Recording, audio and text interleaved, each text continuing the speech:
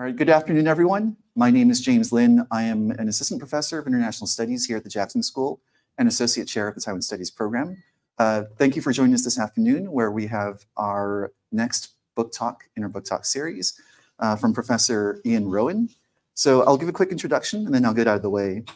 Professor Ian Rowen is associate professor in the Department of Taiwan Culture, Languages, and Literature at National Taiwan Normal University. He earned his PhD in geography from the University of Colorado at Boulder. Previously, he was assistant professor of geography and sociology at Nanyang Technological University in Singapore. And before his academic career, he has had an illustrious career as a musician, a translator, a journalist, a hotelier, and most relevant to us actually as a tour guide, which I hope he will tell us more about. Also, if we have time, I encourage our audience members to ask about Burning Man, of which Ian is an expert, which I've learned over time. Dr. Rowen has published first a book where he was an editor called Transitions in Taiwan, Stories of the White Terror. This is published by Cambria Press, 2021, and it's a book that I've used in my undergraduate class. His work on culture, politics, and placemaking has appeared in academic publications such as the Journal of Asian Studies, the Annals of the American Association of Geographers, as well as in popular media such as the New York Times, the BBC Chinese, the Guardian, and elsewhere. This afternoon, Ian will give us a presentation on his most recently published book, which he has in his hand, One China, Many Taiwans, The Geopolitics of Cross-Strait Tourism, from Cornell University Press, published in January 2023. So without further ado, please join me in welcoming Dr. Rowen, and I'll get out of the way. Thanks. Thank you so much. I think I'll stay seated for now if you all can see me just fine. As James said, yeah, I worked as a tour guide. In 2006, I took around North American, Latin American, and European tourists around China. I was based in Beijing. And I realized as I was taking these people around that I was not only interpreting language for them, but I was translating China as a territory. I was effectively framing their experience the whole way. And this had material effects. In 2006, of course, the US-China relationship was very different. China was in a very different place in the world and economically expanding quite rapidly. And I was taking around investment bankers, policymakers, scholars, and others. Hello. And the way I would narrate the trip along the way I would translate China as a territory, to a very small extent, actually affected the way they were moving through China, the way they might maybe deploy capital, and also the way they might continue to do business or investment or not. And these were interesting guests, people who were hauled up by Congress for their financial crimes in 2008. So I learned a lot that tourism was actually, in fact, not just fun and games, not just leisure, but a geopolitical practice. A year after that, 2007 to 2008, I worked for a Taiwan-owned and managed hotel and art park in Guangxi, near Guilin in southern China. And so I realized day to day, working along with Taiwanese executives, Taiwanese owners, and then mostly Chinese staff, how even though it seemed that people were speaking what sounded more or less like the same language, and people were tactically performing cultural or ethnic affinity to get along with business and so on, there was often lots of misunderstandings and miscommunications. And I realized again how tourism and hospitality in this case was again quite fraught. And so when I went to CU Boulder to pursue my PhD in geography, I thought, well, this is a really interesting way to think about territory, very interesting way to think about nationality, and also a very interesting way to think about the changing China and Taiwan relationship. There's not, I think apart from this book, I can't think of very many books that actually narrate interactions between Chinese and Taiwanese people. There's a number of books on political economy, a number of books on how Taiwanese capitalists made China capitalist, and so on. These are excellent books. Not so many of them seem to have much person-to-person stories, stories of how people interacted and so on. And so I thought, as I was beginning my studies, the fact that in 2008, as the PRC was pointing thousands of missiles towards Taiwan, threatening Taiwan, saying that were Taiwan to declare de facto independence, it would have legal, it would have to invade Taiwan as part of an anti-secession law. It was very interesting that at the same time it started sending millions of tourists the same way. And this was how I opened this book.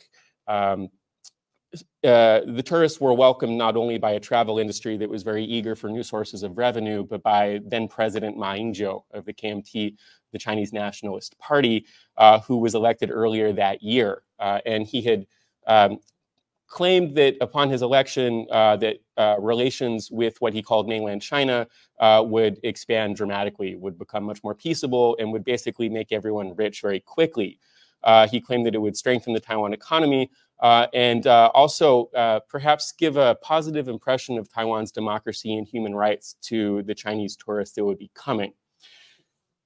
This might lead perhaps to mutual understanding and reconciliation, whatever that might mean. As far as most Chinese tourists were concerned, upon entering, they'd spent their whole lives learning that Taiwan was a part of China, and not, of course, not only Taiwan, but this whole South China Sea and whole other parts of places that had a very different kind of rule than Taiwan. And so I think for this room, I don't need to go over too much of this background, but Taiwan is an archipelago of 23 million people. Its main island is about 150 kilometers away from Fujian province in China. And as far as most Chinese authorities were concerned in the formation of their own tourism policy, like any policy towards Taiwan, the key impetus was what they would call unification, pulling Taiwan under China's sovereign rule. And this had been defined as a national core interest. As far as the leaders in Taiwan were concerned, some of them had a similar idea that Taiwan was part of some kind of China, if not the People's Republic of China, the Republic of China, which had been the name of the state administration in Taiwan since 1945. And so some of these leaders had hoped as well that perhaps tourism would bring Taiwan and China culturally and perhaps even politically closer together. And here's a very anachronistic map of Taiwan, and not only Taiwan, but also Mongolia, parts of India and Afghanistan as part of an old Republic of China map. At this time, actually, the administration in Taiwan, even up through, I think, 2014, was reminding people that Nanjing was actually technically the capital of the Republic of China, even if it didn't have, even if Taipei had no rule over Nanjing at all. And of course, many people in Taiwan had a very different idea based on their day-to-day life, and that was that these mainland guests, these lu ke, as they called them, were welcome to come to Taiwan. They're entering a different country, as far as most Taiwanese were concerned. If you were to look at polls and speak with them, the tourists there were welcome to spend their money, to have a good time, to mind their own business, and then to go home. And it so happened that at the same time that cross-strait tourism accelerated from 2008 to 2015, so did Taiwanese national identification. People identified as just Taiwanese, maybe as Taiwanese and Chinese, as you see this falling pink line, but if you look at that rising green line on the longest running polls in Taiwan out of National Zhengzhou University, at the same time as tourism rose, so did national identification, and so did support for independence in Taiwan, be that de facto or de jure. And so as far as Taiwanese nationalists were concerned, some of them thought that tourism was perhaps yet another kind of weapon or instrument aimed at Taiwan's sovereignty. Some of them were worried about spies, and some of them were also worried about increasing economic dependence on China, which led to unprecedented protests and electoral shifts against PRC-friendly politicians, which I'll talk about a bit later. And, you know, some of this tension should not have come as any surprise. The 2000s and 2010s weren't the first time that Taiwan had received a very rapid and very unplanned influx of arrivals from China. In the 1940s, as the Chinese Nationalist Party and their military were locked in a civil war with Mao Zedong's People's Liberation Army and the Communist Party, and as Japan retreated after 50 years of colonial rule in Taiwan, thousands of KMT soldiers entered Taiwan. a number of Taiwanese had welcomed them perhaps as compatriots, perhaps as liberators after 50 years of colonial rule, but the KMT very quickly alienated Taiwanese through repressive and violent policies, extractive policies and the like that were designed more or less to treat Taiwan as a way stop on the way back to reconquering or consolidating rule on the mainland. Prompting a mass uprising in 1947 where up to 20,000 Taiwanese were killed while pursuing some kind of limited autonomy or self-rule. This 228 incident, which is depicted here from the 228 Museum right in central Taipei, is considered by most historians to be kind of the originary or founding moment of modern Taiwanese national consciousness as sort of an orphan of Asia, and set up a very fraught relationship within Taiwan vis-a-vis Chinese nationalism. And so the soldiers of the 40s had nowhere else to go to. They stayed in Taiwan and were often mistreated themselves, whereas the tourists of the 2010s went back to China. But still, there's this general sense that actually this relationship might be quite fraught, especially in the large numbers that Taiwan started seeing in tourism. And this kind of suggests that actually the tourism is really quite fraught. I find Jacques Derrida's meditation on the relationship between hospitality and hostility, noting that the words actually share the same root. Once you let someone into your house, you're sort of on the hook to take care of them, but you're never sure about how much they might take advantage of you. There's always this kind of question about hospitality actually being quite threatening for both sides. So it's quite provocative quote that for the invited guest as much as for the visitor, the crossing of the threshold always remains a transgressive step.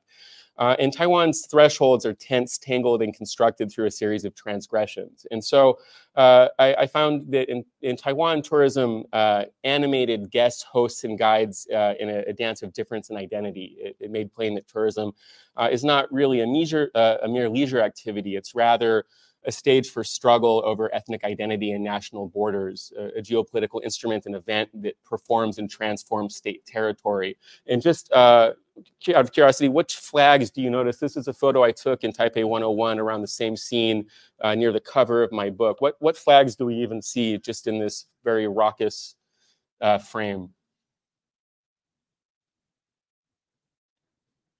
Anyone notice? There's a national flag or two. Yeah, there's a PRC flag, the five-starred flag. There's also a Taiwan Independence Revolutionary Army flag. And then somewhere else off to the side, and I'll show you later, is a Republic of China flag. It's like there's multiple states contending in this one frame, precisely because there's tourists.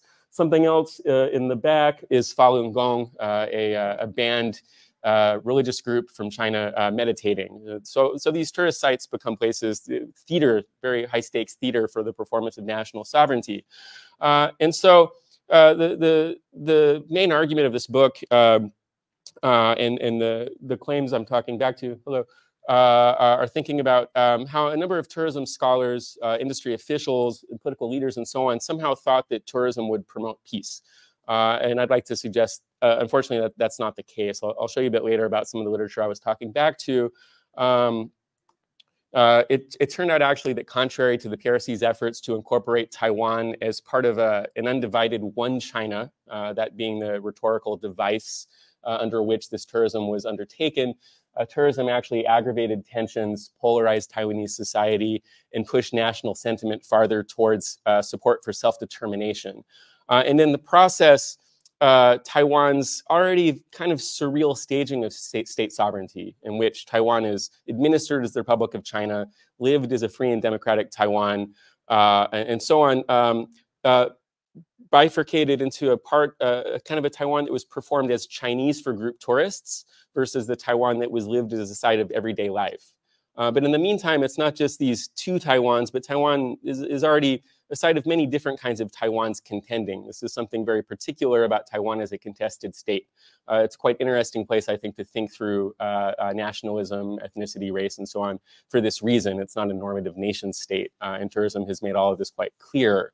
I'd like to back up a bit from this particular empirical case for a moment and just think a little bit more conceptually to talk a bit about the framework with which I think about tourism, territory, and identity.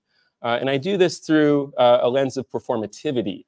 I begin, I think it's in the introduction, a section of the introduction thinking through performing guests and hosts and performing nation and state with this scene from the Sun Yat-sen Memorial Hall in Taipei. So this is a memorial hall to the putative founder of the Republic of China, a political figure who's more or less acceptable or celebrated even on both sides of the Taiwan Strait, unlike Chiang Kai-shek, who's a slightly more controversial character as far as Chinese tourists are concerned.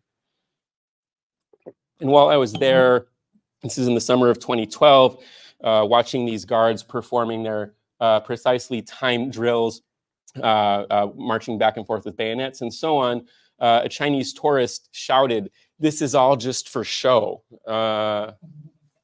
And he wasn't wrong. Of course it was all for show. And that's really precisely the point. Pretty much any kind of national pageantry is all for show, and that's precisely why it works.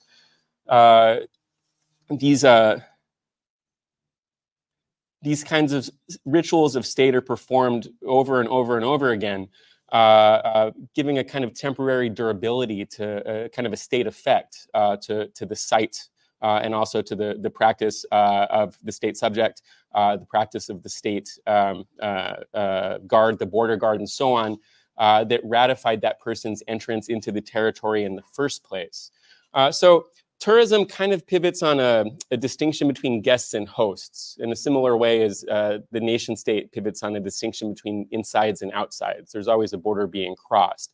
And one of the main devices for regulating how that can work, how people can cross borders at all, would be passports and visas. Passports and visas are, of course, a very interesting way to think about the case of Taiwan and China, precisely because Chinese tourists did not use passports to enter into Taiwan. To use a passport and a visa would imply that China and Taiwan were separate countries. Instead, the devices that were used were exit and entry permits and mobility permits. So on the China side, people would be issued a tongxingzheng, a mobility permit, and on the Taiwan side, those people would be issued a rutaizheng, a Taiwan entry permit, and that would get away from asserting that these are separate countries. Another place one can see how mobility permits are part of the theater and pageantry of state sovereignty would be on the PRC passport, even if those tourists aren't using them to enter China. If we look on the top left, this is the PRC passport that was issued, I think, in 2011 or 2012 to a lot of international consternation. China's territory here is represented not only as including the effectively administered parts of the PRC, but also parts of India, Afghanistan, the entire South China Sea, and Taiwan, of course, which led a number of border guards in India and elsewhere to actually refuse to stamp Chinese passports at points of entry and instead issue special slips of paper saying, basically, we don't ratify your territorial claims, but you can still enter our country. So the passports themselves became parts of a so-called passport war, or so Time magazine reported at the time. One can see with the PRC passport, that same generation of passport, also a claim of Taiwan right on one of its pages. In the same way that the US passport will have the state of Washington or the state of California on page 12 or 14 or whatever, the PRC passport has Taiwan on page 43 as if it's any one of its other provinces. And here, of course, using one of its marquee tourism destinations, Sun Moon Lake, as an iconic representation of Taiwan. So we can see here that passports themselves are enrolled in territorial claim making, and therefore they become subject to contestation. And so I'm treating here, and this is drawing from geographical theory, this is drawing from a number of social theorists, I'm treating territory, national citizenship, sovereignty, and so on, basically as social and spatial processes, things that are performed in time and space, and that are reiterated, cited, and so on, and therefore subject to breakdown, subject to contestation.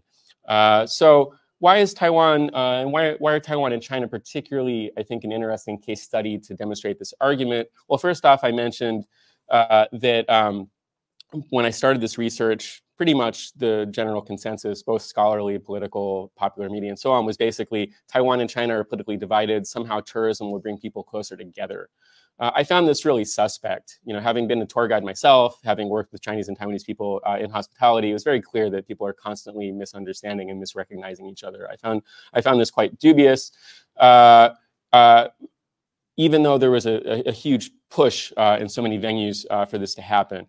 There's a similar kind of argument that was later made by the political economist Shirley Lin, based on looking at how actually as bilateral investment increased between Taiwan and China, not just tourism, but all kinds of investment, actually Taiwanese identity continued rising as well, leading to a book that was published a couple years before mine called Taiwan's China Dilemma, which makes a similar enough argument. And she kindly blurred my book, in fact. You know, I found this really quite suspect for both empirical and theoretical reasons. I'll walk us through a bit more of the empirical reasons as I walk us through the individual chapters of the book. This is more or less the plan of the book. The introduction covers some of the same ground I've just covered here, while of course giving a plan and going into a bit more theoretical rigor about what I'm drawing on here in terms of thinking about tourism as what I call a technology of state territorialization, somewhat Foucauldian language for the argument I just made. And so I do that work in the introduction as accessibly as possible before going over in the first chapter something that unfortunately Taiwan scholars are often made to do, which is give a overall snapshot of all of Taiwan's history from prehistoric times to today.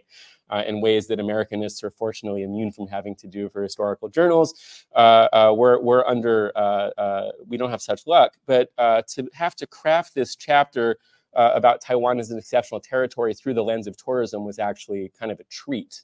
I start contemporary Taiwan's contested political history with the account of students and professors who were blocked from entering the United Nations public spaces in Geneva. This isn't just to attend the UN like as an official observer, say, of the World Health Assembly or so on. Simply visiting United Nations spaces as a tourist is often off limits for Taiwanese who only hold ROC passports. There's a number, for example, this news report I have on the left, I think that's from the Hong Kong Free Press, but this has been repeated in a lot of other places.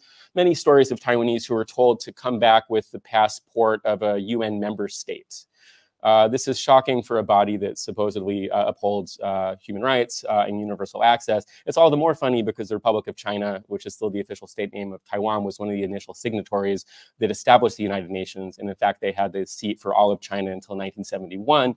But since then, Taiwanese are not allowed to come back unless, for example, they bring in a residence permit from China or otherwise. I tested this out myself, actually, 8 months ago. Not even, a few months ago, I was in Vienna, which has a number of UN offices. And I didn't have my US passport at the time. All I had was my Taiwan alien resident certificate. And I asked, can I use this to enter, to take your tour of UNESCO or whatever the office was there? And the guard had no problem with that. So, you know, I don't know if this is some kind of white privilege or if it's Vienna versus Geneva. But anyway, a lot of people can't get into Geneva. So here, another case where tourism is thwarted due to Taiwan's contested stateness. So I go through and talk about how Taiwan is in this very peculiar place that's beautifully captured by this tweet by then New York Times reporter Chris Horton, who has a new book coming out in a few months, which will be great teaching material, Ghost Island. And this is a photo he took at the Summer Universiade. I'll return to that in a moment. It's a sporting event for university students that took place in the summer of 2017. And Chris tweets, "Why reporting on Taiwan isn't easy in one photo. Taiwanese audience and Republic of China Afro-Wigs cheer the arrival of Team Chinese Taipei." So translated into analytic terms, you basically have people imagined as belonging to a certain kind of nation, administered by an anachronistic state apparatus named for a country that they no longer are necessarily part of if they were in the first place, and then represented by a sporting team named for a city in which the majority of the residents don't even live. About a quarter of people live in Taipei. And this pops up internationally as well. In London in 2012, the ROC flag, which I just saw along with Professor Kam Wing Chan down the way in Red Square, a number of Taiwanese students waving the ROC flag and giving out Taiwan night market stuff. It disappeared mysteriously from London around the time of the Olympics. And even within Taiwan, in 2017 at that sporting event, the tweet you just saw, because Taiwan, to compete in the Olympics or to compete in the Summer Universiade, competes as Chinese Taipei, a term that was acceptable in the 80s, both to Chinese nationalists in Taiwan and Chinese nationalists in China. It continues to compete as Chinese Taipei. And even when Taiwan hosted this international sporting event in Taipei, it called all of Taiwan Chinese Taipei and printed a number of brochures in English, writing incredibly ludicrous things. For example, Chinese Taipei is long and narrow that lies north to south. Never mind the English problems here. But look here on the bottom. I mean, to change Chinese Taipei, we must begin with our capital, Taipei. Right? So there's all kinds of different Taiwans in one here, right? It's not just that there's as many Taiwans as there are tourists to see Taiwans. It's also there's as many Taiwans as there are Taiwanese people contesting over what kind of Taiwan they want. And this becomes really clear and very stark in these sorts of events. So I structure chapter 1 in a way to make all this stuff clear and get a sense about competing party politics in Taiwan, blue versus green, and so on. We can talk about the recent election during the Q&A if you would like. So despite all of this very confusing territorial performance, Taiwan and China were still able to sort of come to terms on promoting tourism starting in 2008. How did they do that? Well, until 1987, Taiwan had been under martial law. It had been under martial law for 38 years, the longest period in world history, until Syria has since beaten it. Soon after that, Taiwanese could start going to China in limited numbers and vice versa, but there was no real leisure tourism trade until 2008. In the 2000s, actually, the Chen Shui-bian administration, which was a much more assertively Taiwanese nationalist administration, had actually wanted to receive tourists from China. They started making plans. They had attempted to open communications. They communicated with the tourism industry within Taiwan and also as much as possible with the China side, but were frozen out. I know this because I spoke with a lot of tourism trade association representatives in Taiwan. I interviewed dozens of them. And they said that they went to China on their own or with KMT, Chinese Communist Party, party-to-party talks to set the grounds for a post-2008 tourism opening, because the PRC didn't want to open tourism so as not to have any points or any gifts to the DPP side. This was a way to help bring in an administration they thought would be more favorable. And it worked. In 2008, President Ma Ying-jeou of the KMT was elected and opened communications and economic exchange with China under the premise of the so-called 92 consensus. This is based on a reconstructed reimagination of what happened in a meeting between CCP and KMT, quasi-state, quasi-appointed officials, in which supposedly both sides agreed that there was one China, but each side had its own interpretation. The KMT has insisted on this 一中各表, this each interpretation clause. The PRC, for its part, has never acknowledged anything like each interpretation. They've always very consistently said one China. And so in 2008, Ma Ying-jeou was elected, basically saying that Taiwan would grow its economy and also have much calmer relations with its neighbor by pursuing ties under the 92 consensus, including a raft of economic free trade agreements that could not be called free trade agreements. Again, why? If it was called a free trade agreement, it would imply that they were separate countries, as if China and New Zealand were signing FTAs. So instead, they called them Economic Cooperation Framework Agreement, which then led to a series of trade bills, including the Services Trade Act, which led to the Sunflower Movement protest. We see on the right a bunch of men, all men, shaking hands in Chongqing, where they signed the deal to have all these trade agreements. And partly as a result of these sorts of deals, but also as a result of a lot of party-to-party, person-to-person, and business-to-business networks. And all of those networks are really deeply tied in very complicated ways, given how much of China's economy is state or party-state owned. Tourism soon exploded. So prior to 2008, there was no mass leisure tourism from China to Taiwan. There were some educational exchanges, family visits and the like, but there were not cross-strait flights, except for limited charter flights. Starting in 2008, you could suddenly fly from places like Guangzhou, Beijing, Shanghai, Xiamen and the like directly to Taiwan, especially if you were a tourist from these first-tier cities. So China opened up tourism to Taiwan fairly similarly as to how they opened up tourism to other destinations, starting with first-tier, wealthy, relatively well-educated cities and group tourism, and gradually then opening up to independent tourists, and then second and third-tier cities.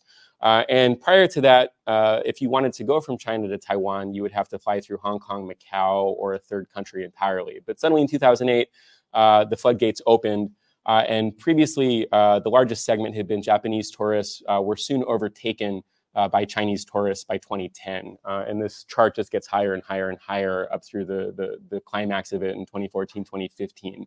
And so at that time, kind of at the peak of it, Taiwan became more popular as a destination than the US. It's much cheaper, certainly, for them to visit Taiwan than the US. It's much closer. It's something that was quite in the range of middle-class families to do in China.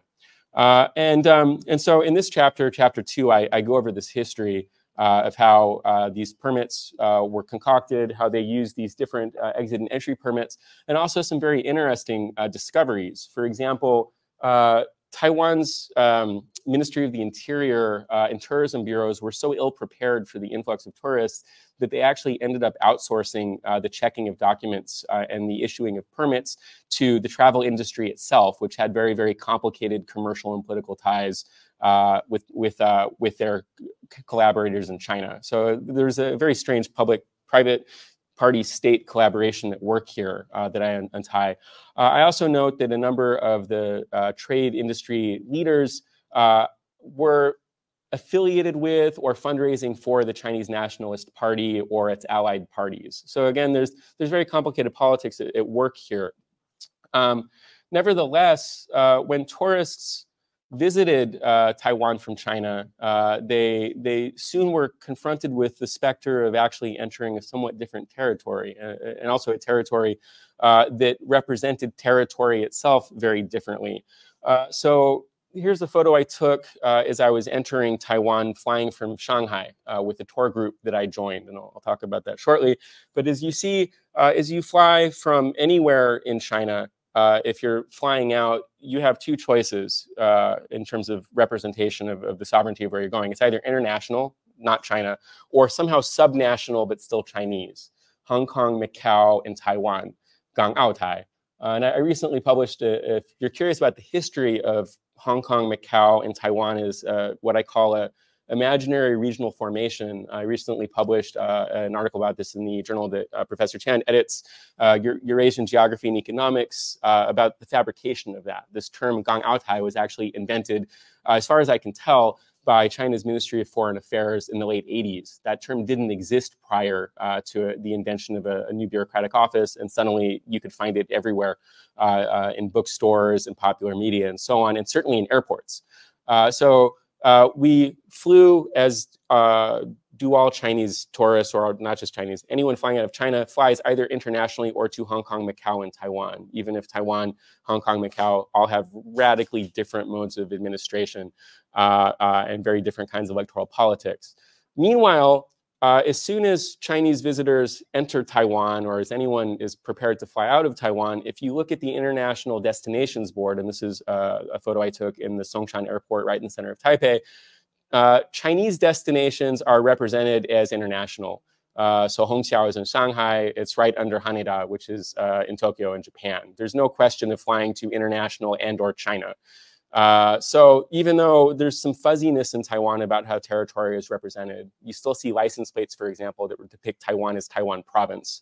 There's a lot of fuzziness about this still. There's more or less a move towards performing Taiwan and China as very different territories.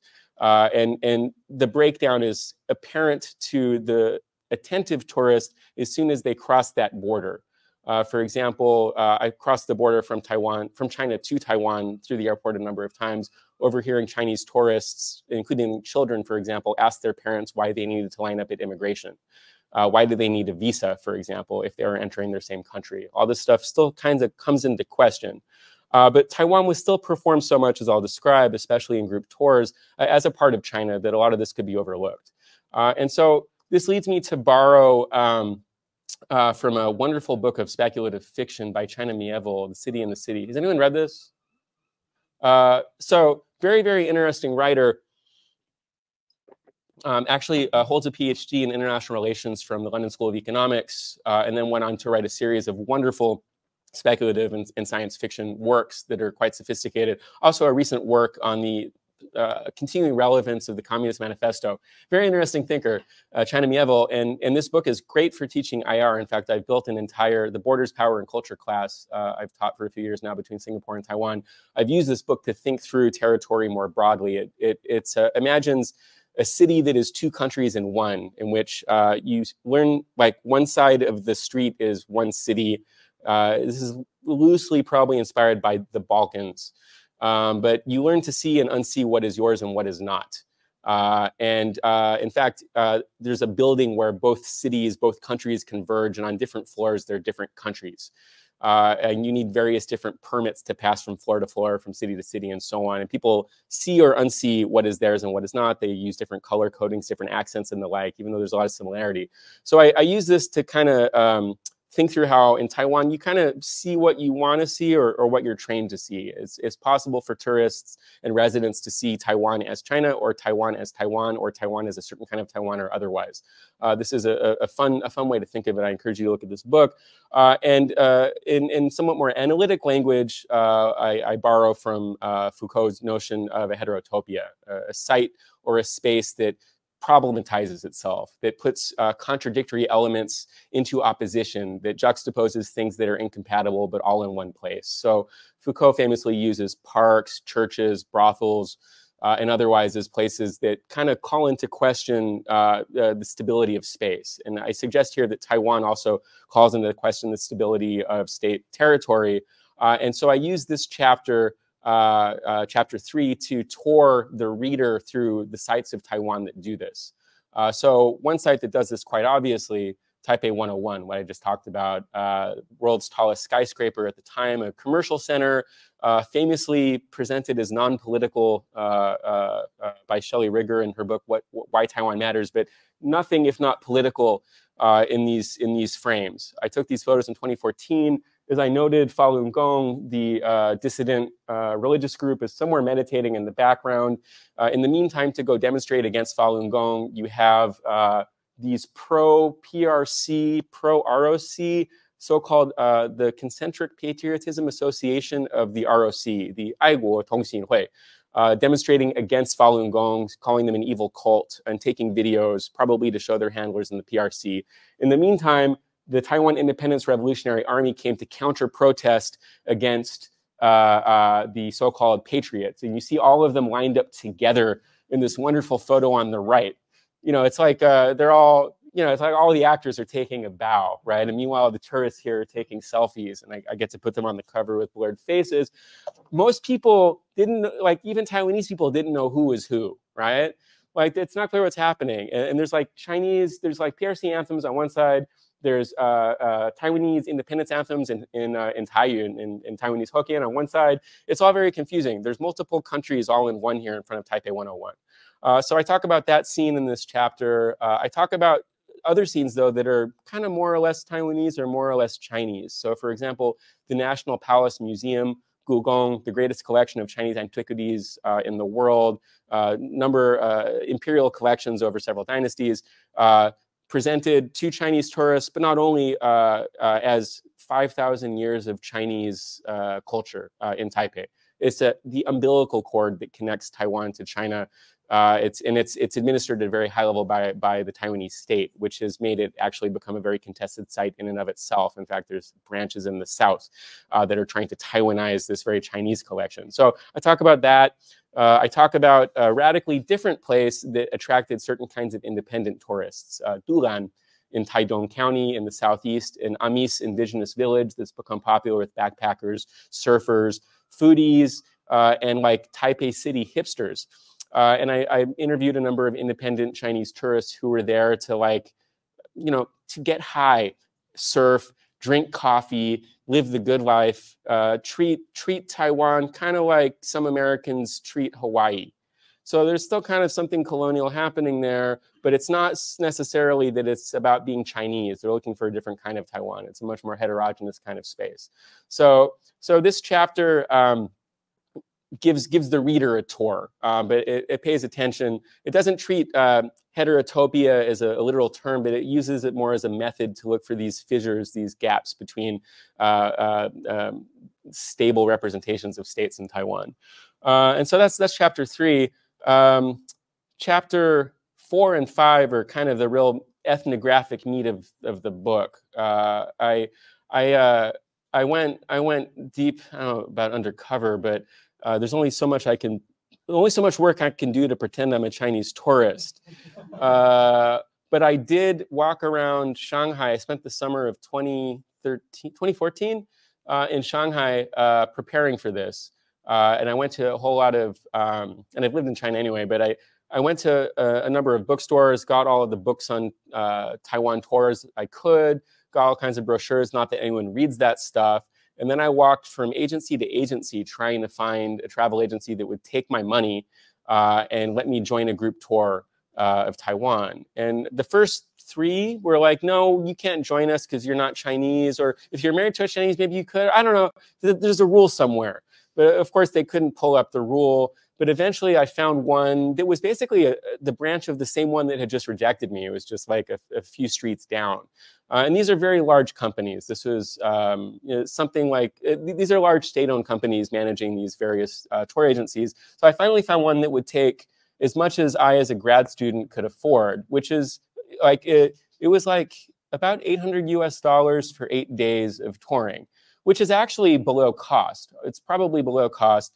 That included, 8 nights of a terrible hotel, shared room with a roommate. I made good friends with one of the construction workers who was a fellow tourist from Jiangsu, and his other group of workers, and then a middle-class family from Shanghai out just for a holiday.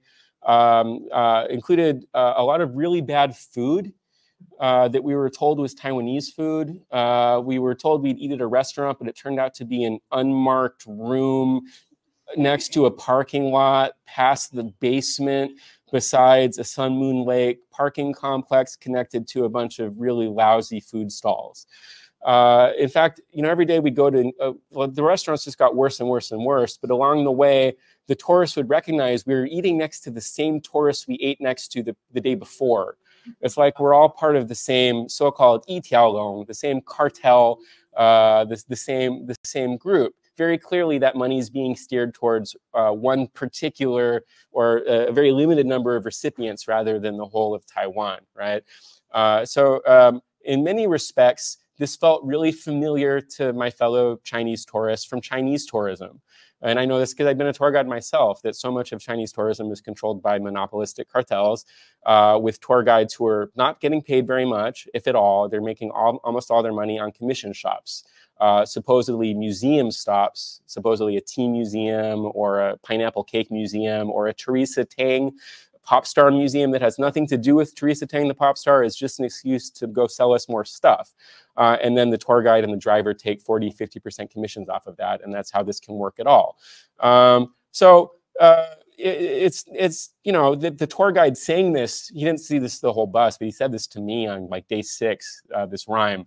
上车睡觉, 下车尿尿, 回家什么都不知道. Get on the coach and sleep, get off the coach and pee, go home knowing nothing. It's pretty much true. Like we get on this coach or one of these coaches, and anyone notice all these coaches, but what's here? Anyone recognize this? This is the quintessential sign again that you're near Chinese tourists. It's another Falun Gong protest banner. They're everywhere. In really obscure places too that no one else would know about. And indeed, like most of us went home knowing nothing. I went home knowing new things by joining this bus tour. I mean, really, like I wouldn't have known some of the shops we went to, and I'll talk about that in a moment. And I wouldn't have known the kind of language the tour guide was using throughout the way. So we land in Taoyuan, on the not far from Taipei, the airport I'll be flying back into next week. And we went straight to what the tour guide said was and he said, this is incredible. He said, our premier Wen Jiabao, Zanmen Zongli, Wen Jiabao. So this is a tour guide from Tainan, Taiwan, a Taiyu speaker, ex-military, but he said he used a word Zanmen, like a word that would never be used in Taiwan. It's fine. It's totally fine to adjust language. You know, it's like speak the language of it, but to say our premier was really, really interesting.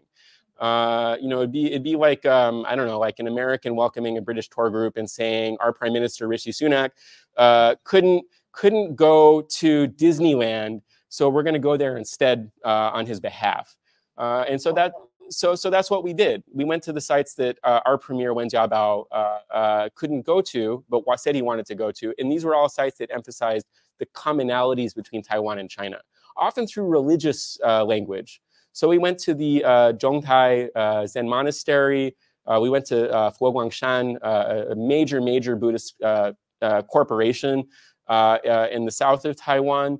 And everywhere we went, we would see bells that were cast in ways that very cleverly using homophones like Tongyuan, Tongzhong, like would go on about the commonness, the families on both sides of the strait, and so on. We went to tea museums. So there's only so many shopping stops that were legally permitted, but if you call it a museum, you can then go do more shopping. We went to a tea shop in Alishan. So this is one of the, it's a national park, national forest. It's a place that the tour guide could very tactically perform anti-Japanese racism by saying, this was once a beautiful virgin forest. The Japanese chopped it all down, which is true. Japanese colonial administration did chop down that and many other forests in Taiwan, but he could use that as a chance to actually say anti-Japanese racist language. He called them devils or xiaoruben and the like, in ways that seemed meant to kind of like, the word he used, I think, with me later was inha, to kind of cater to them and their sentiments. But it seems shared enough between him and them as well. So not only was it a place to perform anti-Japaneseness, but also to promote President Ma Ying-jeou on these overpriced commission tea shops. I don't know if President Ma got a cut on this stuff. But it makes for quite a souvenir. And here on the right is the owner of this chain of teas posing with President Ma. So again, you see these very complicated political and commercial ties. These reached, I think, a climax in Hualien at this jade shop that proudly all the staff identified themselves as ex-soldiers or KMT members. This shop was, in fact, owned and operated, they said, by a KMT-affiliated business. I'm not sure if it still is, since there have been some changes in Taiwan's politics since then. But this was a place where they told us the more we bought, the faster Taiwan and China would unify. And used also very clever wordplay. So, for example, we should buy 2 vases because heping, like two vases, tongyi. Like with 2 vases together, you'll unify more. Or you should buy like one big vase that's 1 meter high and another that's 92 centimeters. One China and 92 centimeters for 92 consensus. And then also, like here, we have a photo of not ex-KMT, but a splintered party, James Song, traveling to China to give this kind of rose quartz to China's leader at that time, Hu Jintao. And then also these vases were the same vases that Lian Zhan, the former KMT vice president and failed 2-time presidential candidate, had given to his counterpart in China as well. So this is incredible. There's a lot of work in political economy about how China would use economics to peddle politics, to 以经促政. In this case, this is more like 以政促经, using politics to peddle, to make some money. And most of my tourists, even though they were, it was like 5 construction workers and like a middle-class family from Shanghai, saw right through it. They're like, yeah, like we see this kind of nonsense in China all the time. They didn't buy anything at this shop. But it did make Taiwan seem that much more Chinese to them, especially because this was pretty much their only interaction with Taiwanese people. And everywhere we went, the tour guide kept pointing out Chineseness of everything. You know, like we went to Kending, it's a beach town. We were told we would stay in Kending. It's a popular tourist destination. Of course, we didn't stay in Kending. We stayed in Checheng, which is like, was it Hengchuan? Anyway, it's like 40 minutes away. You know, like we were supposed to stay in Taidong, and then we stayed instead in Chenggong. Like, but everywhere we went, he would point out, okay, this shop is run by a Chinese spouse. You know, Taiwan has many Chinese spouses who've married in, and just constantly emphasizing the Chineseness of things. And when we would go to places where there were questionable or controversial or perhaps violent political histories. So for example, walking through Kaohsiung, I just mentioned the 228 incident, that big uprising. There's a 228 memorial, not only in Taipei, but also in Kaohsiung near the Lev River, where we went for a very brief free stop. We had like an hour free of no shopping, but it was really hot. So we spent like an hour in a 7-Eleven torturing the staff, walking in and out with ringing bells. But the tour guide was very careful to walk us around, not through the 228 memorial area, just to take us along the river, which he also used as a chance to attack the then DPP administration of Kaohsiung. But he walked us around it, and I asked him why he did that, and he said he didn't want to bring up any uncomfortable political history because it was their people, mainlanders, that perpetrated the 228 incident. Which is weird. It's not really their people. It's very different kinds of people. But he didn't. I think it's basically didn't want to bring up this kind of uncomfortable history because he's doing business. You know, like who can blame him? He's translating Taiwan in a way that translates Taiwan as a part of China without even having a script to do it. So the tour directors coming from China did sometimes get warnings. Don't refer to China and Taiwan. Refer to Beijing and Taipei. Right. But the tour guides in Taiwan didn't have these kinds of scripts. This is stuff they learned how to improvise on their own. It's really quite interesting. There's very much more indirect kind of economic coercion. Everywhere we went, though, like we kept seeing KMT. It's perfectly fine. Like we went to the shop to buy pineapple cake. This is a co-investment between Taiwan and China, bigger Kobo. And here was the then mayor of Taipei, Hao Bin. And then of course Ma Ying-jeou. So again, like the KMT became yet another way to sell stuff. So I'm talking lots about group tourists. You might wonder, what about independent tourists?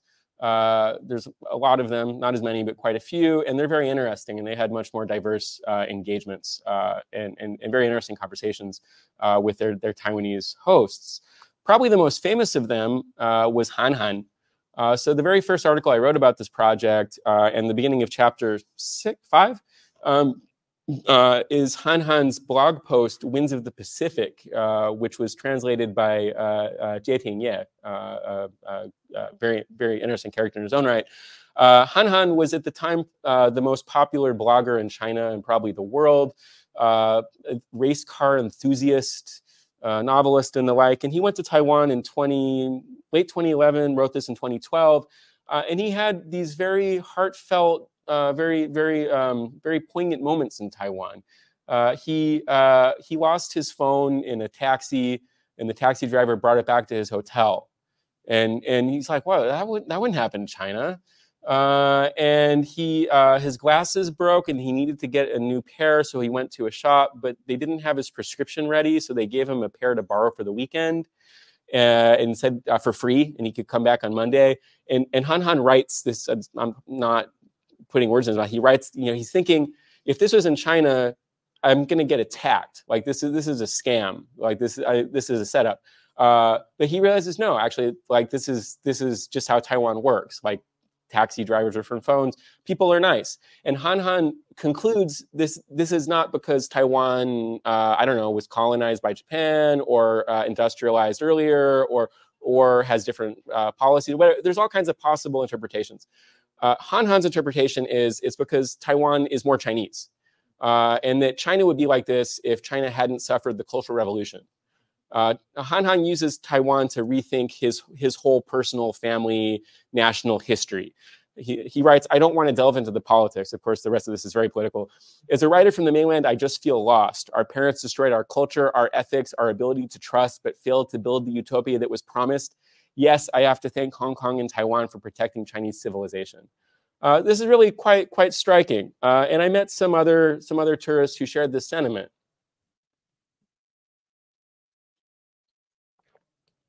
I met other tourists who learned really striking things. So I met this tourist, Li Ping, in China. I was in Shanghai that summer, I mentioned, and I meet this 19-year-old working in an art gallery, and she was on her way to Taiwan just as an independent tourist, and we stayed in touch on WeChat the whole time. And this is a great way to get data, and she was like telling me her new discoveries all the time. And one thing she did in Taipei was she went to the bookstore Esli Changping, a very famous 24-hour bookstore. She heard a talk by a Hong Kong professor about the artist Ai Weiwei. She learned about the massacre in Beijing in 1989. She learned about a very different way of thinking about Tibet, the rule of Tibet, and so on. So in some ways, it's kind of like perhaps the CCP's worst nightmare about how tourism from China to Taiwan might work out. So she's one example of a possible tourist narrative. But many more tourists that I spoke with had, I think, this kind of sentiment. This was a late 20s professional couple that I met. I met them in Dulan. Basically, anytime I heard people speaking mainland-sounding Mandarin, I'd be like, hey, can we talk? And I spent several years doing that. And these are people I went and met in their hotel later. And they'd spent a week or two and got, I think, a pretty good, reasonable sense of Taiwan, went a lot of different places. And they could recognize that Taiwan had a very different system of administration. And they thought that was good for now. But later, I think, quote, actually, I think it's good that Taiwan is more or less free to be on its own right now, different from the mainland. It makes Taiwan a nicer place to be.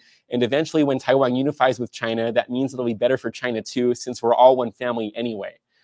So it kind of reinforced Taiwan as a part of China for them, but deferred the timeline, you could say. And this was a fairly common sentiment.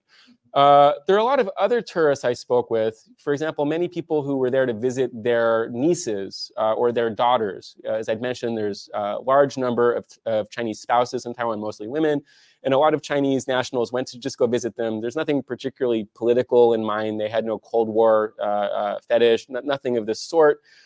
They just treated Taiwan as another place to see family, to eat, and to hang out, and so on. And so there's another significant fraction. Very few of these tourists were impressed by, I don't know, Taiwan's democracy and human rights, or by Taiwan's built environment. In fact, a lot of them, be they independent or group tourists, would say things like, like Taipei 101 doesn't compare to our buildings in Shanghai. Even your national parks, Sun Moon Lake has nothing on our West Lake. Alishan has nothing on our Huangshan. But your people are really nice.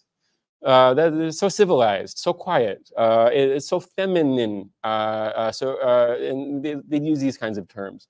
So chapter 5, chapter 4, this kind of encounter.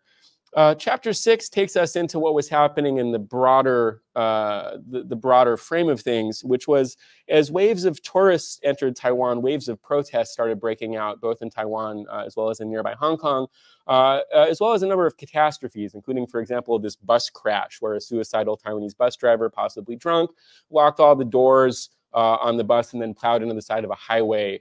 Dozens of tourists died. In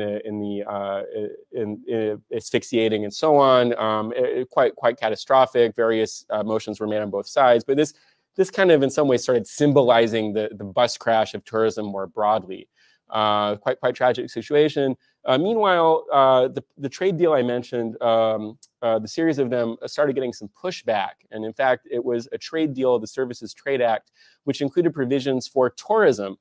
Not only tourism, also publishing and telecoms, that provoked the biggest protest in Taiwan's history, the Sunflower Movement, starting in March 2014. These are my own photos. I climbed a ladder and joined the movement as a participant observer. This was a 24-day occupation of Taiwan's parliament, a 500,000-person protest in solidarity with those protesters in front of the presidential office there, the largest demonstration in Taiwan's history, arguably the most successful, if one wants to think in terms of the achievement of one's outcomes, of any of the Occupy movements globally of the 2010s. And tourism was part of that story, as student leader, then sociology student Chen Weiting made clear. What would Taiwan be like now if we hadn't organized those protests? All these industries, including tourism, would have been bought up by large Chinese interests. The trade bill would have allowed all kinds of investment in tourism and so on. In the meantime, a few months later in Hong Kong, a somewhat similar protest broke out, not about tourism, calling for what was called genuine universal suffrage. And I joined that as well as a participant observer.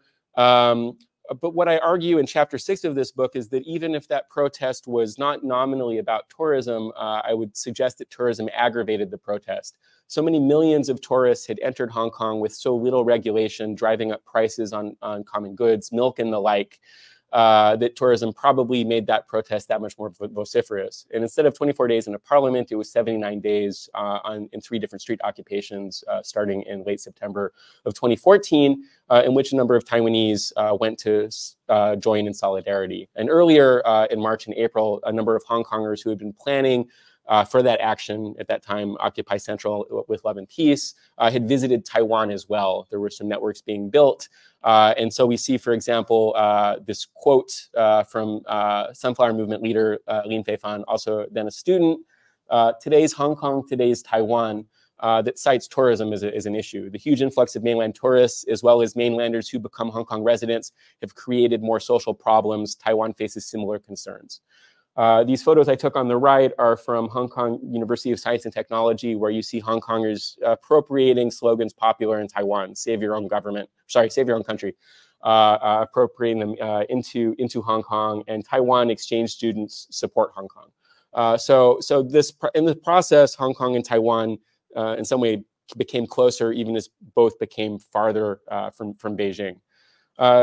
All of these movements effectively ended Ma Ying-jeou's presidency, or it made him a supreme lame duck. I mean, even before that trade bill was about to pass, he had a 9% approval rating anyway. This didn't stop him from having a summit with Xi Jinping in Singapore in 2015, which didn't lead to much besides photo ops. In fact, a year later, landslide election brought in a much more Taiwan-identified party, not only to the presidency, but for the very first time to the legislature, giving them a majority. It's really quite astonishing. A huge sea change in Taiwan's politics with lasting effects, the election of President Tsai Ing-wen. And here on her left, the singer Banai, an Amis singer who sang at her inauguration, also had been a fixture in Dulan, the place I just mentioned, the Amis village, who later became one of Tsai's sharpest critics, in fact.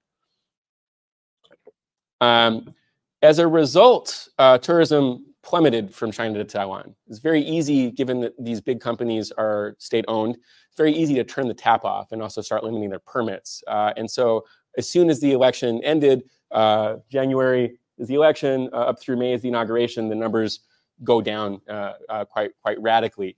And in the beginning, Chinese officials played kind of coy about the cause of that, but it became kind of clear enough, various quotes from newspapers and the like, about how in meetings, nothing was written down, but in meetings, signals were given to not send tourists anymore and to not issue permits. So anticipating this, the Tsai administration decided to shift its energy away from China, not just for tourism, but for all kinds of trade, and towards Southeast Asia and South Asia. In some ways, this is the reinvention of an earlier policy from the 1990s. At that time, it was a southbound policy. This is the new southbound policy, targeting tourists from, Southeast Asia. And actually, successfully enough, it did actually keep numbers of tourists rising overall, even if Chinese tourist numbers continued dropping, and even if it's really unclear how much money was being spent all around. A number of people who were used to getting, commissions at KMT Jade stores or otherwise, or people, just taxi drivers or the like, who had their own sources of clients, people were suffering. They built their whole new livelihoods around the promise of more tour groups. Many of them were upset, and so they took to the streets in protest. So I got to join yet another protest.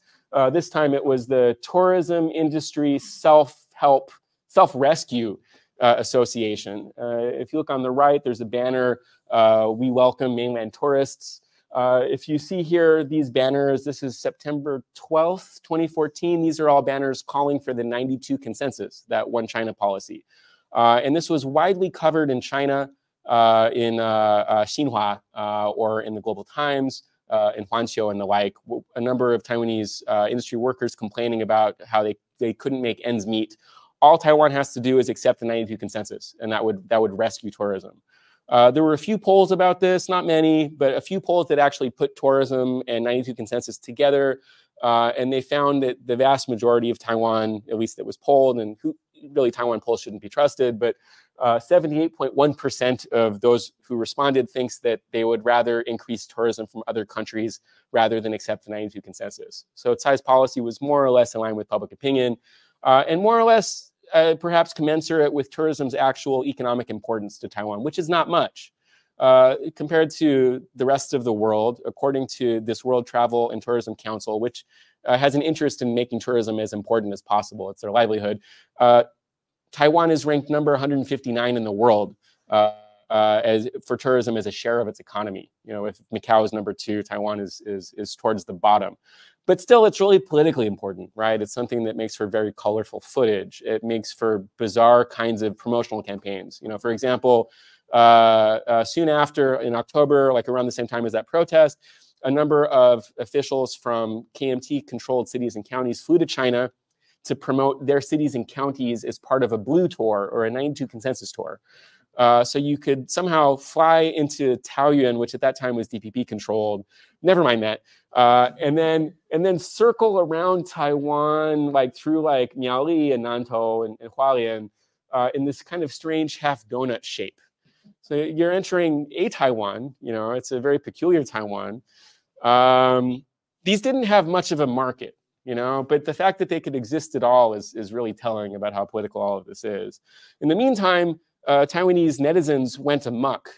These are memes from PTT, the NTU BBS, where a number of trolls had these beautiful, tranquil images of Taiwan devoid of rambunctious Chinese tourists. Welcome to Taiwan without Chinese. This was denounced by Taiwan's Tourism Bureau, but it did probably reflect the sentiment of a number of Taiwanese. And then what happened? Well, tourism was already on its way out. The pandemic definitively put the nails in that coffin. And even then, of course, the pandemic was a time to, again, perform Taiwan sovereignty in funny ways.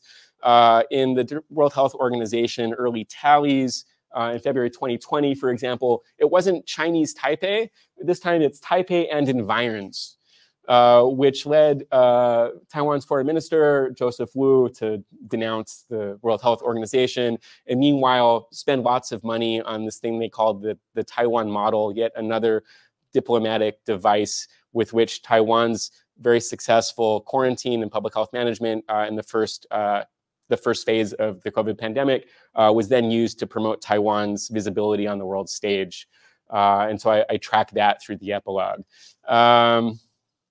Yeah, that's more or less the book. And I learned today from Professor Chan, actually, that there's yet a new chapter to be written. What happened today?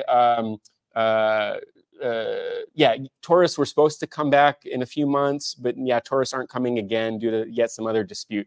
Again, proving the point that tourism is a political technology of state territorialization with very unpredictable effects, yet is, I think, a really wonderful and interesting way to think about person-to-person, state-to-state, and non-state-to-state relations. With that, thank you very much, and I'd love to have a conversation. If you're joining us online from Facebook or YouTube, you can leave comments, questions in the comment section, and we'll also read those for Professor Rowen to answer. So any questions for Ian? Jeff. Yeah, thank you much for. I just have one, maybe more of a curiosity. I wonder if you can looked into recent all these kind of bloggers, YouTube video of people making managers do videos in Taiwan, and how that can project different kind of imagination that might be different from the official narrative. Yeah, that's a great question. I haven't looked enough at those yet to really give you a meaningful response. Okay. Yeah. Yeah, I've been starting to gather. People have been starting to send me links to these. I'm starting to follow them more, but I can't give you any kind of meaningful analysis yet of that. Yeah. Other questions, and Ian will remind me I should probably repeat the questions for our online audience. Okay, I will do that going forward. My apologies. Other questions for Dr. Rowen? Looks like Felipe has a question also. Yeah. Yes. Okay. Let me do our in-person question first, and then I will get to our online question. Go ahead. I noticed that you said something about when they were doing some outsourcing of passports, the checking, the stamping. I wondered if that had any sort of effective impact that was interesting or peculiar. Yeah. So the question is about the question's about how certain I guess consular functions were outsourced from Taiwan's ministries to private tourism industry actors. So the tourism industry, they weren't stamping the permits at the border, but they were vetting that those permits should be issued at all. I wasn't really able to verify if there was any funny business going on there. I mean, the only thing I can say is I noticed that a lot of permits were going to different applications than they claimed to be. And I don't know if that's a result of this private-public partnership or just a result of shifting tides and very clever workarounds. So for example, in 2016, when group tourism started getting clamped down on as an indirect means of retaliation, it was still possible to get private tourism permits. And so I noticed myself re-entering Taiwan in line with what was very clearly a Chinese tour group. But I looked over their shoulders and I saw that the permits they were holding were for independent tourists, not for tour groups. So there's some funny business there. There's also some funny business in terms of, and this is an explanation as to why there's not more quantitative. I have some charts and some numbers in the book, but there's not many more numbers of tourists and purposes of visits and the like, or the amounts of spending or whatever. I don't trust any of those numbers. There's lots of purpose of visits, and it might be sightseeing, but in fact it was to do business, or it might be really to sightsee, but they said business. Otherwise, there's all kinds of funny business, and I think we know this as common sense. Like when we enter other countries, we often just tick off a box on a form without thinking about it, whatever's going to get us in. And when it comes to knowing how much people spent, most of the studies claiming how much people spent were based on self-reporting, and none of that's reliable. So anyway. Did I see any funny business about the outsourcing? No, it's hard to know. Like I did a lot of interviews to find this information, but I was not in the room with them as they were checking the permits. And I can't imagine them admitting to me that they were allowing in enemies of the state or something. Yeah. We'll do our online question now. So this question is, I guess, sort of related to what you ended the talk with when Professor Chen was talking about very recent events. Could you please update us on cross-strait mobility after Taiwan's election? I understand there was talk of China lifting restrictions and Taiwan allowing tour groups to China. Any changes? Yeah, so, hi, Felipe. Nice to hear from you. Before the election, which just happened on January 13th, before the election, there were talks about limited numbers of tourists being welcomed back. Not much, like 3,000 a day or something. And apparently, as of this morning, I haven't seen this news. As of this morning, that's off the table again, not on the Taiwan side, but the China side has said no.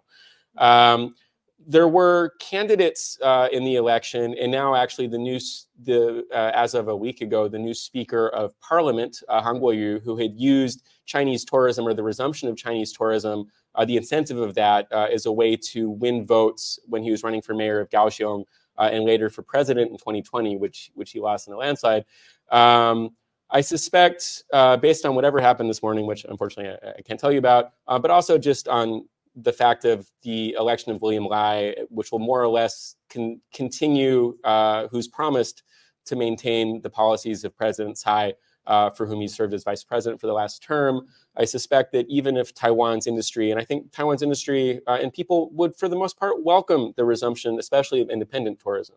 I know very few Taiwanese who are against that, even if many Taiwanese complained about group tours being poorly managed or whatever else. I think even if they start rolling out the red carpet, I would be surprised if they get much of a response in Beijing. I expect probably a repeat of more or less what happened in the 2000s, when the idea will be on the Beijing side to freeze out communications with the DPP administration in hopes of bringing in a friendlier administration the next time around.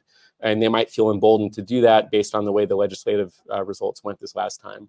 So I wouldn't be surprised if within a year, at least there'll be a trickle back of independent tourists. But I would be really, really, really surprised if there's anything like the group tourism we saw at the heyday of my field research. Yeah. I'll take one more online question, then I'll get to Kamling and to David. This is a funny one from John Hanwani. Ian, you need to be more like a Taiwan tourist shop and tell us where to buy your book.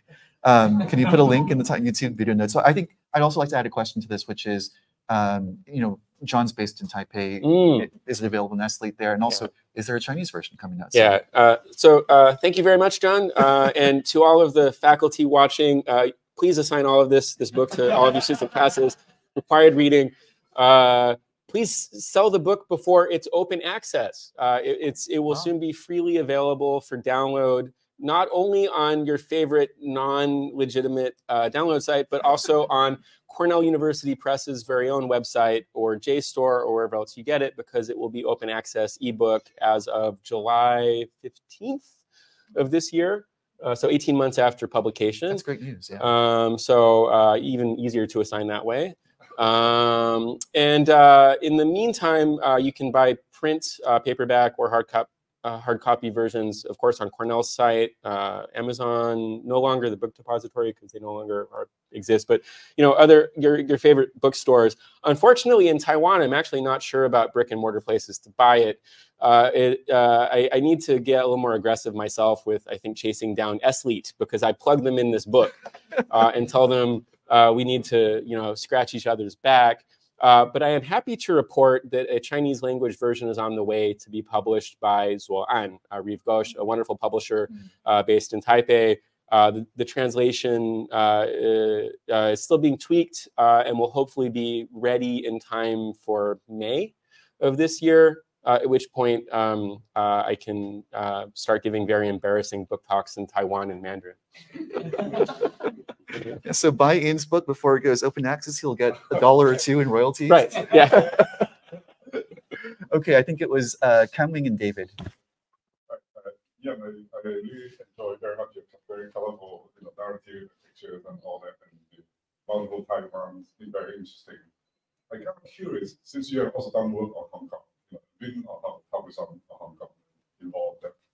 Would you can you share with us some of your thoughts about, because tourism also is a big deal, you know, in terms of this sort of identity struggle. Yeah. And there are a lot of instances happening, and I wonder if you can also draw a little bit parallel or contrast. Yeah. So from even before 2014, with the umbrella movement, which was not about tourism, at least the demands weren't about tourism, the slogans weren't about that. There was a ton of anti-tourist action within Hong Kong. There's tons of full-page ads, tons of protests near the border with China and so on, calling mainland tourists locusts, right? Accusing them of clearing out formula milk and whatever else, often in quite sharp, using quite sharp and almost racializing kind of language. Similar, like people would take photos of mainlanders like letting their kids pee in public or whatever. In Taiwan, there was some similar kinds of backlashes happening, you know, like with the memes I just talked about, for example, but it rarely got as nasty or as aggressive. And so I speculate in chapter 6 that if Taiwan wasn't free and democratic and didn't vote in a different kind of president, and tourism started getting as saturated in Taiwan as it did in Hong Kong, that something like that might have started happening in in Taiwan. You might have started seeing people demonstrating against tourists. That never happened in Taiwan. People would grumble about like their favorite places being inaccessible. People would say stuff like, I don't want to go to Kending anymore. If I wanted to go to China, I'd just go to China. People said stuff like that. Or they'd complain about the National Palace Museum being off limits, but nothing quite that nasty. Whereas in Hong Kong, it's really quite aggressive. So much so that even pro-Beijing politicians like Michael Tian and so on they spoke to the press about it. They went and they pressed in Beijing saying, you need to limit tourism because you're upsetting people too much. You're making an already tense situation even tenser. So there's that. Very difference in Taiwan and Hong Kong's ability to determine their own fates, but also difference in impact in that Hong Kong is so much smaller. Taiwan can receive impacts among a much wider area. And it's not only that, but the impacts in Taiwan were limited to particular spaces, like weird out of the way museums. Whereas in Hong Kong, it's like, it seems saturated, saturated. MTR, right. So very, very, very different situation. What else can I say?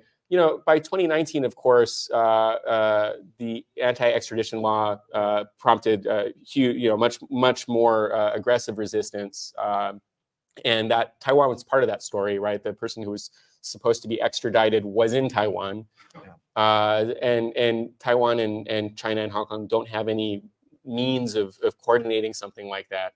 So Taiwan's a little part of that story, and as Hong Kong erupted in protest, at that time, it was also election season in Taiwan. Tsai championed Hong Kong rights and so on. At the election rallies, lots of Hong Kongers came out. And then many of them tried to migrate as refugees or political exiles to Taiwan, only to be sort of turned away. Most recently, a week or two ago, a number of Chinese nationals were also turned away from Taiwan, having flown through Malaysia seeking asylum. So anyway, the story continues. Simply, all I can say is, at this point, whatever seemed to be the closeness of Taiwan and Hong Kong that was brewing in 2019, 2020 seems to have evaporated in the last year. Many Hong Kongers seem to feel scorned by promises, or what they felt were promises that weren't really kept up. And if anything, as you know, security law was passed. And so whatever, Hong Kong wasn't an issue, for example, in Taiwan in this last election, in the way it was in the last two. Yeah. David? You may have partially answered this in your earlier response, but I'm wondering the response to Taiwanese society and the Taiwan press to the tourism, whether the DPP press and the KMT press had different attitudes towards tourism, or whether it was sort of seen as positive with a low level of trust. Yeah. The question. Yeah. So the question is, Professor Bachman's writing about the response in Taiwan society and Taiwan media to tourism. Is there a difference in KMT or DPP-leaning media? Yeah, I seldom saw direct anti-tourist sentiment in any professional media. Most of the anti-tourist sentiment I saw was on blogs, on Facebook, in line groups, social media, and the like. So I didn't notice much of a difference in the representation of tourism itself. I would say the way that, for example, the Services Trade Act was talked about was very different between blue or green leaning media, but it seldom trickled down into these kinds of personal interest stories. Yeah, I think there's probably a better answer than what I just gave. If someone were to do a more systematic study of media, but I didn't notice that much. Yeah. Benson? Thank you for coming. Having read your book and listened to the talk, obviously your emphasis is on how is China portrayed to mainland Chinese tourists. Or how Taiwan is, and China, yeah. Sorry. All good. Yeah. Do you see, my impression of Taiwanese tourists going to China is that it's a less formal, much more independent experience. But are there attempts to control the way in which Taiwanese tourists see or experience China? Or is this mostly, I mean, I don't think the Taiwanese government is very concerned. Is this mostly the Chinese government being concerned about how Chinese tourists are viewing Taiwan? Yeah. So the question is kind of the other way around. Are there attempts to shape how Taiwanese tourists experience China when they visit China? Yeah. So in the late 80s and early 90s, when tourism first became popular or possible at all for Taiwanese to go to China, the government was actually very concerned about how those tourists were going to travel. And there's a lot of already a lot of very kind of poignant reports of Taiwanese or China or Chinese identified Taiwanese, you know, people who were in exile in Taiwan, people who were separated from family and thought they were going back to a place they knew or imagined in a certain way. And there's many reports of them feeling very displaced, feeling like China's not what they remembered or what they imagined. And actually that kind of tourism accentuated differences, cultural differences. At the same time, there were tons of Taiwanese business people setting up shop in China and becoming political instruments in a different kind of way. Not tourists so much, but also mobility was at stake too, such that actually they would be encouraged to vote or not vote in certain ways. Charter flights would be more or less facilitated, assuming that if they were doing business in China, they're likely to go back to Taiwan and vote KMT. And that kind of story continued in this last election where Taiwanese were flown or paid very little. Taiwanese lijiang, township chiefs, so local political bosses, went to China in large numbers in the last year and met with counterparts, sort of, on really cheap or free tours in ways that are under criminal investigation now in Taiwan for vote buying and the like. But that are very hard for Taiwan's government to regulate because Taiwan formally commits itself to democracy and freedom and so on and so forth. So it's been kind of hard, and that's been it's been a shifting terrain from the late 80s until today. Yeah. We have time for about one more question in the back. I was curious, you mentioned that specific Taiwanese village. Yeah. I'm curious, like, what that performative aspect Yeah. is like for China, like, the kind of closest, I guess you can see to third party to. Yeah, great question. So the question is about indigenous tourism to indigenous sites, including Amis villages and the like. So I talk about Dulan at length as a site. I spent 2 months doing field work in Dulan, mostly talking to independent tourists, some of whom, like the ones who hung out in Dulan, I asked, hey, what do you think about Taiwan? One of them said to me, Taiwan is an island in the Pacific. This is the kind of thing usually a Taiwanese nationalist might say. To hear a Chinese tourist say this, like 23-year-old college, it was really interesting. And that was in a site, that was in a space that had Amis singers and so on. At the same time, like with the tour group, we passed through there, but we didn't spend any time doing like cultural tourism. We went to like a place called Water Runs Up. It's like, it's got a site with like optical illusions and stuff. And then when we saw indigenous performers elsewhere on the East Coast, the tour guide made a great point of not calling them indigenous. He called them ethnic minority, 少数民族, the same kind of discourse you'd hear in China, or 高山族, because in China, what are now 16 recognized groups in Taiwan of indigenous people are collapsed into one ethnic group. And so the tour guide very tactically used the kind of ethnicizing language one would use in the PRC. I asked the fellow tourists if they had any interest in this kind of cultural tourism, and their response to me was basically, oh yeah, we have ethnic minorities too. They're also into singing and dancing and drinking. We're not into it. You know, more Cold War stuff, more Chinese art. Yeah. Okay. So we have like 60 seconds. If there's one quick question, otherwise, going once, going twice.